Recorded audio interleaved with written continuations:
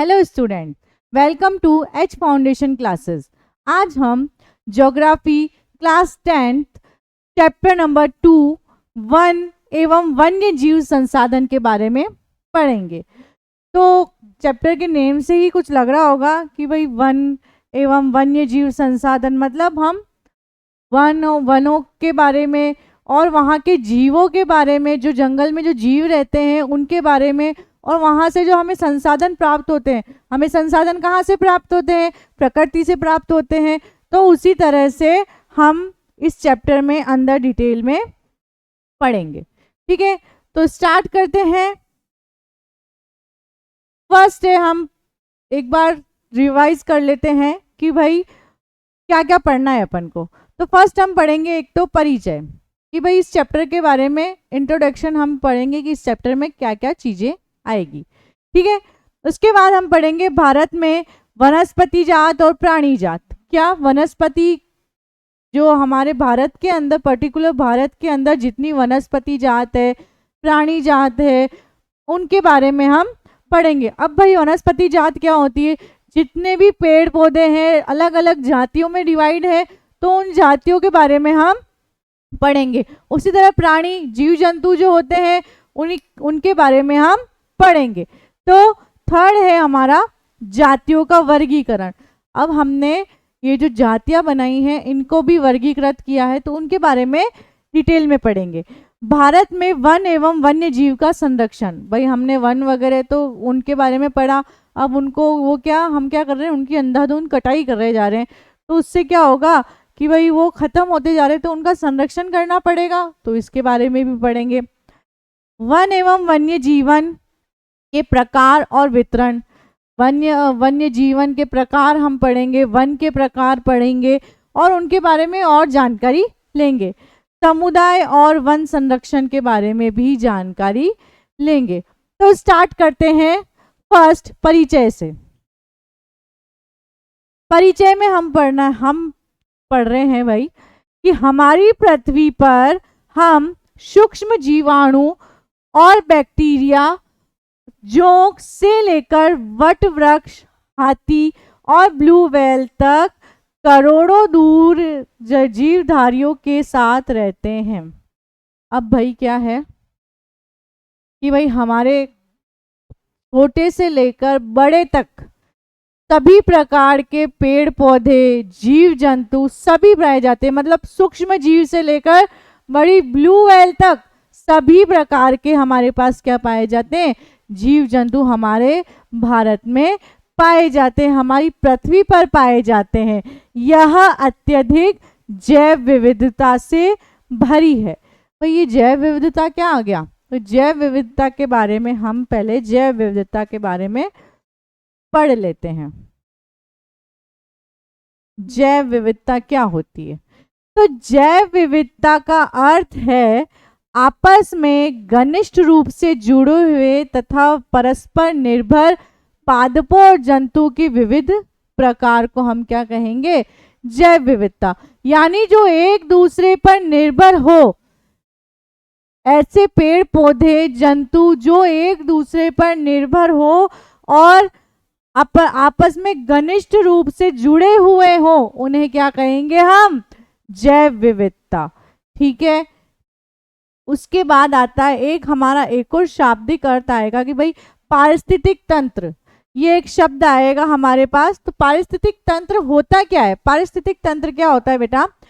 किसी क्षेत्र के पादप और जंतु, क्या किसी क्षेत्र के पादप और जंतु अपने भौतिक पर्यावरण में एक दूसरे पर निर्भर व परस्पर जुड़े हुए होते हैं, यही एक पारिस्थितिक तंत्र है।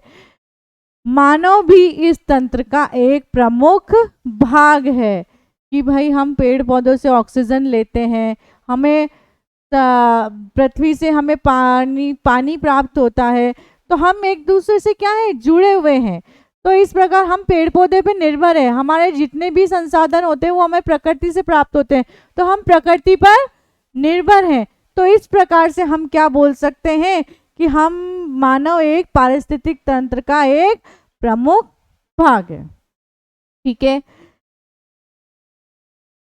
तो मानव, जैव विविधता समझ में आ गया, ठीक है। मानव और दूसरे जीवधारी एक जटिल पारिस्थितिक तंत्र का क्या करते हैं, निर्माण करते हैं। मतलब जटिल मतलब बहुत ही कठिन, जिसमें सभी तरह के प्राणी, सभी तरह के पौधे, सभी तरह के जीव जंतु, सूक्ष्म जीव सब आ जाते हैं। उसे हम क्या कहेंगे, जो क्या करते हैं, जिसमें मानव भी सम्मिलित है, क्या करते हैं, एक पारिस्थितिक तंत्र का निर्माण करते हैं, जिसका हम एकमात्र क्या है, हिस्सा है। क्या है, जिसका हम क्या है, और एकमात्र हिस्सा है। यानी अगर हमारे पृथ्वी पर 100% पारिस्थितिक तंत्र है, तो हम मानव क्या है, उसका 1% भाग है उसका, ठीक है। अपने अस्तित्व के लिए इसके विभिन्न तत्वों पर निर्भर करते हैं। वायु, जिससे हम क्या करते हैं, सांस लेते हैं। वायु क्या होता है, जिससे हम क्या करते हैं, सांस लेते हैं। जल, जिसे हम पीते हैं। मृदा, जो हमें क्या करती है, अनाज प्रदान करती है, जिसके बिना हम जीवित नहीं रह सकते हैं। पौधे, पशु और सूक्ष्म जीव इनका पुनः सृजन करते रहते हैं। सृजन मतलब क्या होता है बेटा, निर्माण करना। क्या होता है, निर्माण करना। यानी जैसे हम सब पे निर्भर हैं, जैसे हमें सांस लेने के लिए किसकी जरूरत है, वायु की। हमें पानी पीने के, हमारे शरीर को पीने के लिए किसकी जरूरत है, जल की जरूरत है, ठीक है। हमें खाने पीने के लिए किसकी जरूरत है, मृदा की जरूरत है, क्योंकि बिना मृदा के हम फसल किस में उगाएंगे, ठीक है, अनाज किस में उगाएंगे। तो ये सब हमारे जीवित रहने के लिए बहुत जरूरी है। तो ये पौधे, पशु और सूक्ष्म जीव क्या करते रहते हैं, इनका पुनः पुनः निर्माण चलता रहता है, ठीक है बेटा। नेक्स्ट हम पढ़ेंगे जैव विविधता, पारिस्थितिक तंत्र हमने पढ़ा। उसके बाद भारत में वनस्पति जात और प्राणी जात। भारत में वनस्पति जात और प्राणी जात। वनस्पति जात अभी मैंने बताया कि जितने भी प्रकार की वनस्पतियां, जीव जंतु, वनस्पतियां, पेड़ पौधे, सभी प्रकार की जातियां जिसमें भारत में जो पाई जाती है उनके बारे में पढ़ेंगे। प्राणी जात मतलब जीव जंतु, ठीक है। भारत जैव विविधता के संदर्भ में सबसे समृद्ध देशों में से एक है, जिसमें जैव विविधता बहुत अधिक पाई जाती है। जैसे भारत में क्या होता है बेटा, सभी प्रकार के मॉनसून आते रहते हैं, जैसे गर्मी, बारिश, सर्दी, सभी तरह के मॉनसून अवेलेबल है। तो इसमें क्या होता है कि जैव विविधता बहुत ज़्यादा होती है। कहाँ पर, भारत में, क्योंकि सभी तरह के जीव जंतु, उत्तरी मैदान वाले अलग, उत्तरी भारत वाले अलग, दक्षिणी भारत वाले अलग, पश्चिमी भारत वाली वनस्पति जात अलग, प्राणी जात अलग, पूर्वी भारत वाली वनस्पति जात अलग और प्राणी जात अलग। विश्व की सारी उपजातियां की 8% संख्या, कितनी प्रतिशत, 8% संख्या, लगभग 16 लाख, कितनी बोल सकते हैं कि 16 लाख के लगभग पाई जाती है। यानी विश्व की, जो भारत में कितनी प्रतिशत पाई जाती है, विश्व में से भारत में 8% पाई जाती है उपजातियां, ठीक है। तो अपन बोल सकते हैं कि 16 लाख के लगभग अपन क्या बोल सकते हैं कि ये इतनी जातियां पाई जाती है। उसके बाद सेकंड है, भारत में 10% वन्य वनस्पति जात। कितने प्रतिशत वनस्पति जात, कितने प्रतिशत है अपने पास, वनस्पति जात कितनी प्रतिशत है, तो वनस्पति जात हमारे पास कितने प्रतिशत है, 10% है। और स्तनधारी, यानी अपन जिसको बोल सकते हैं कि भाई प्राणी जात, प्राणी जात 20% है कि लुप्त होने का क्या है, खतरा है। अब क्या हो गया भाई कि 10% क्या है, वन्य वनस्पति जात, और 20% स्तनधारियों के लुप्त होने का खतरा है। मतलब लुप्त हुई नहीं है, लेकिन उनपे खतरा मंडरा रहा है, ठीक है। थर्ड, इसमें हम बोलेंगे कि इनमें से कई उपजातियों जो नाजुक अवस्था में है, मतलब लुप्त होने वाली, 1 या 2 या ज़्यादा से ज़्यादा 3, उससे ज़्यादा नहीं दिखेंगे हमें। तो इनमें से कई उपजातियां जो नाजुक अवस्था में हैं और लुप्त होने के कगार पर है, लुप्त होने के कगार पे, लुप्त नहीं हुई है, लेकिन बस उनके सीमा आ गई है कि भाई वो अब खत्म होने वाले हैं बिल्कुल। तो ऐसे कौन कौन है भाई? चीता है एक तो, जिसका फोटो आप देख सकते हो, चीता, ठीक है। गुलाबी सिर वाली बतख, ये ऐसी होती है जिसका सिर ओनली फॉर क्या होता है? गुलाबी। और पहाड़ी कोयल इस प्रकार की होती है, कहाँ क्या होती है? पहाड़ी कोयल। तो पहाड़ी कोयल, गुलाबी सिर वाली बतख और चीता, ये क्या है? लुप्त होने के कगार पर है। ठीक है बेटा। उसके बाद हम पढ़ेंगे जातियों का वर्गीकरण। क्या पढ़ेंगे बेटा? जातियों का वर्गीकरण, कि भाई जातियों का वर्गीकरण किस प्रकार किया है इन्होंने, तो उसके बारे में हम पढ़ते हैं। और किसने किया है इन्होंने? अंतरराष्ट्रीय प्राकृतिक संरक्षण, किसने किसने? अंतरराष्ट्रीय प्राकृतिक संरक्षण और प्राकृतिक संसाधन संघ, जिसको हम बोल सकते हैं IUCN। अंतरराष्ट्रीय प्राकृतिक संरक्षण को क्या बोलेंगे? IUCN। और प्राकृतिक संसाधन संघ के अनुसार निम्नलिखित श्रेणियों में विभाजित किया जा सकता है। फर्स्ट क्या है भाई? हमारी सामान्य जाति। सामान्य मतलब नाम से ही पता चल रहा है, जो बिल्कुल सामान्य है, जैसे पेड़ पौधे हो गए, पशु हो गए, ठीक है। जातियां जिनकी संख्या जीवित रहने के लिए सामान्य मानी जाती है। क्या? कि भाई हाँ, ये जीवित रहेंगे, या ये श्रेणी चलती रहती है, इस हमें क्या कहेंगे कि वो कौन सी श्रेणी में आ रहे हैं? सामान्य जातियों में आ रहे हैं, पशु और पेड़ पौधे, ठीक है। सेकंड है हमारी संकटग्रस्त जातियां। भाई संकटग्रस्त जातियां कौन सी है? कि जिसके ऊपर खतरा मंडरा रहा है, जिसके ऊपर खतरा मंडरा रहा है, मतलब खत्म नहीं हुई है, वो लुप्त नहीं हुई है, लेकिन अभी उसके ऊपर क्या चल रहा है?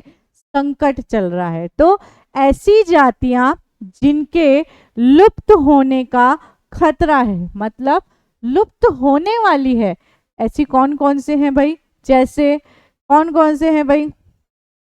तो है भाई काला हिरण, मगरमच्छ, भारतीय जंगली गधा आदि। कौन कौन है? काला हिरण, मगरमच्छ, भारतीय जंगली गधा आदि। तो संकटग्रस्त जातियों में कौन कौन आएंगे भाई?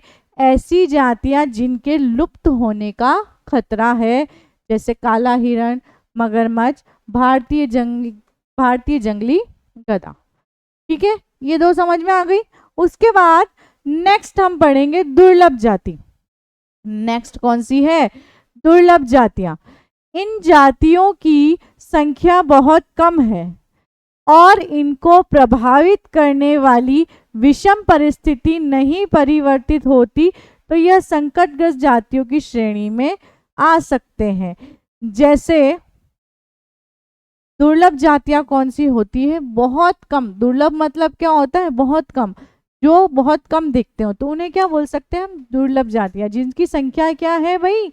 बहुत कम है और इनको प्रभावित करने वाली विषम परिस्थिति नहीं परिवर्तित होती, तो यह संकटग्रस्त जातियों की श्रेणी में आ सकती है। भाई इस लाइन का मतलब क्या हो गया? ये क्या लाइन आ गई? तो इनको प्रभावित करने वाली मतलब कि ये हर प्राणी को जीवित रखने के लिए वो एक पर्टिकुलर परिस्थिति में ही जीवित रह सकता है। जैसे अगर आप ऊंट को उत्तरी भारत के अंदर छोड़ दो, तो वो क्या वहां जीवित रह सकता है? नहीं रह सकता है, क्योंकि ऊंट राजस्थान की गर्मियों के साथ वो उस परिस्थिति के साथ डला हुआ है, तो वो दूसरी परिस्थिति में नहीं जा सकता। तो ये इसको हम बोल सकते हैं कि अगर विषम परिस्थिति अगर नहीं होती, तो क्या होगा कि भाई संकटग्रस्त जातियों में ये संकटग्रस्त जातियों की श्रेणी में आ जाएगी। तो कौन कौन से? लोमड़ी, हिमालयन ब्राउन भालू, ठीक है। और थे अपनी स्थानिक जातियां। स्थानिक यानी स्थान मतलब पर्टिकुलर उस स्थान के बारे में क्या बोल सकते हैं हम? कि भाई पर्टिकुलर उस स्थान के बारे में, यानी इस प्रकार की जातियां प्राकृतिक या भौगोलिक सीमाओं से अलग विशेष क्षेत्रों में पाई जाती है। यानी पर्टिकुलर उस स्थान पे पाई जाती है, वे जातियां कौन सी हो जाएगी? स्थानिक जातियां, जो पर्टिकुलर उसी स्थान पे मिलेगी। जैसे राजस्थान का ऊंट है तो वो खाली राजस्थान में ही मिलेगा और कहीं देखने को नहीं मिलेगा, तो उसे हम क्या कह सकते हैं कि वो किस में आ जाएगा? स्थानिक जातियों में आ जाएगा। जैसे निकोबारी कबूतर, अंडमानी जंगली सुअर, ठीक है। निकोबारी कबूतर हमेशा निकोबार में ही मिलेगा, उसका पर्टिकुलर जगह क्या होगी? निकोबार। और अंडमानी जंगली सुअर की जगह क्या होगी? अंडमान, ठीक है। फिफ्थ आती है हमारी लुप्त जातियां। फिफ्थ आती है लुप्त जातियां। ये वे जातियां हैं जिनको इनके रहने के आवासों में खोज करने पर अनुपस्थित पाई गई। ये पर्टिकुलर उस जगह पर रहते थे तो उस जगह पर खोज की गई इनकी, तो वहां पे क्या है? ये वहां से क्या हो गई? लुप्त हो गई, यानी वो वहां पे नहीं है। तो ऐसी जातियां कौन कौन सी है? ऐसी कौन कौन से हैं? एशियाई चीता, गुलाबी सिर वाली बतख। कौन सा चीता? एशियाई चीता और गुलाबी सिर वाली बतख। ये वे जातियां हैं जिनको इनके स्थान पर ढूंढा गया, यानी इनको इनके स्थान पर ढूंढा गया, वहां पे नहीं मिले, वहां से क्या हो गई है? लुप्त हो गए। तो इनको क्या बोलेंगे कि भाई ये कौन सी जातियां हैं? लुप्त जातियां हैं, ठीक है। नेक्स्ट है हमारी सुबोध जातियां। कौन सी? सुबोध जातियां कौन कौन सी होती है बेटा? ये वे जातियां हैं जिनकी संख्या गनी रही है। मतलब गनी नहीं, मतलब होता है बहुत ज्यादा। गनी मतलब क्या होता है? बहुत ज्यादा। जिन विषम परिस्थितियों के कारण इनकी संख्या, यदि इनकी संख्या पर विपरीत प्रभाव डालने वाली परिस्थितियां नहीं बदली जाती और इनकी संख्या घटती रहती, तो यह संकटग्रस्त जातियों की श्रेणी में शामिल हो जाएगी। जैसे भाई अब ये क्या कहना चाह रहा है, इतनी समझ में तो आया नहीं तुमको, है ना? तो क्या बोलेंगे अपन कि भाई ये ऐसी जातियां हैं जो गनी होती, यानी अधिक पाई जाती है। जिन विषम परिस्थितियों के कारण इनकी संख्या क्या हो गई? यदि इनकी संख्या पर विपरीत प्रभाव डालने वाली, यानी जिस परिस्थिति में ये रह रहे हैं, जैसे हमारे राजस्थान का ऊंट है, अगर इसको हम दूसरी जगह भेज दें तो वो वहां पे उसके लिए कौन सी परिस्थिति हो गई? विषम परिस्थिति हो गई। यानी मतलब उसका सब कुछ परिस्थिति क्या हो गई? चेंज हो गई। तो उसे हम क्या कहेंगे? विषम परिस्थिति। तो फिर अगर ये विषम परिस्थिति वाली जगह पे चले जाते हैं तो इसे हम क्या कहेंगे कि इनकी संख्या क्या हो जाती है? घटती रहती है, और ये कौन सी में? संकटग्रस्त जातियों की श्रेणी में आ जाएंगे, ठीक है। इसमें कौन कौन आएगा भाई? नीली भेड़ आएगी, एशियाई हाथी आएगा और गंगा नदी आदि, ठीक है। समझ में आ गया?